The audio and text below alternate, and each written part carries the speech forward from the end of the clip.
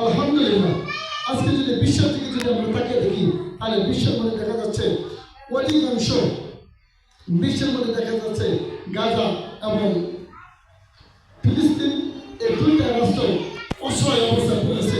তাদের সন্তানদের দিকে যদি আমরা তাকাই যে তাদের সন্তানরা তারা রাত্রে ঘুম পাচ্ছে না, তারা নিজেরাও রাত্রে ঘুম পাচ্ছে না, কিন্তু আমরা মুসলিম হয়ে কিভাবে আমরা ঘুম পারি? আসলে এটা বেবিকে বাঁচতেছে, তারপরও আমরা কিছু করতেছি না কেন?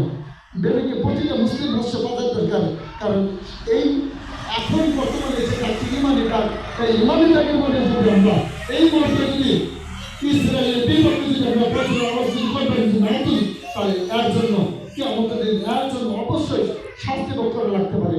কারণ একটা মুসলিম আল মুসলিমও আকুল মুসলিম, একটা মুসলিম আরেকটা মুসলিম, এর অপর দুই ভাই, একটা মুসলিম অসহায় পড়ে থাকবো, আরেকটা মুসলিম সঙ্গে শান্তিতে চলাফেরা করবো, এই হতে পারে না।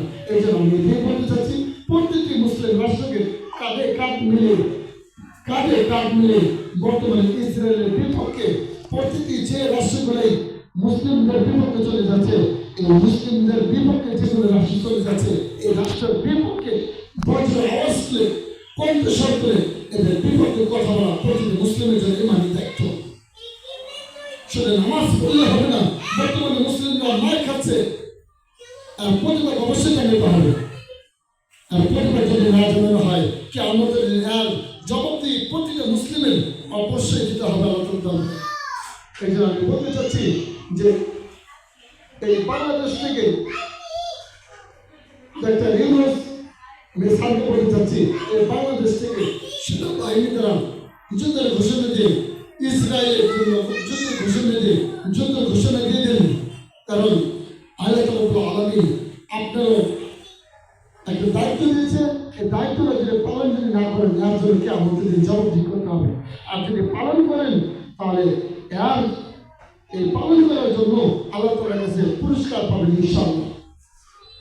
শুধু তাই নয়, যে আরব দেশের যিনি সরকার, আমি তাকেও বলবো, বর্তমানে ইসরায়েলের বিপক্ষে যুদ্ধের ঘোষণা করা, এটা ফরজে কিফায়া, ফরজে আইন, এই ফরজ কাজগুলো অবশ্যই করতে হবে, যুদ্ধের ঘোষণা দিতে হবে।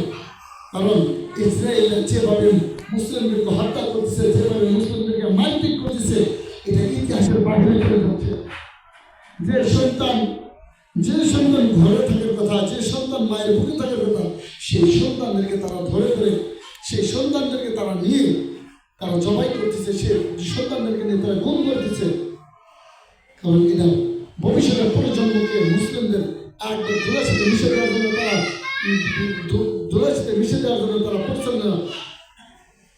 এইভাবে চলাচ্ছে। কিন্তু আজকে আমরা